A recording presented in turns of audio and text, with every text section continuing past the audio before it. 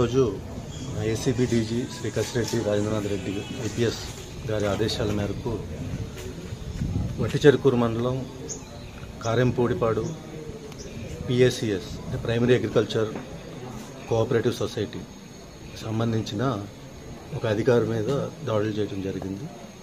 అతను ప్రభాకర్ అని, అతను ఒక రైతు, ఏనుముల బాలస్వామి అనే వాళ్ళ అమ్మగారి పేరు మీద లోన్ అప్లై చేసుకుంటే 16,80,000కి లోన్స్ అప్లై చేసుకున్నారు.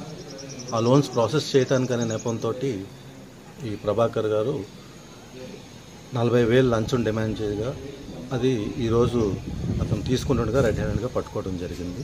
ఇందులో మా గుంటూరు ఏసీబీ అధికారులు అడిషనల్ ఎస్పీ మహేంద్రమతే, మా డిఎస్పీలు మరియు మా ఇన్స్పెక్టర్లు, సిబ్బంది అందరూ పాల్గొనడం జరిగింది. Thank you.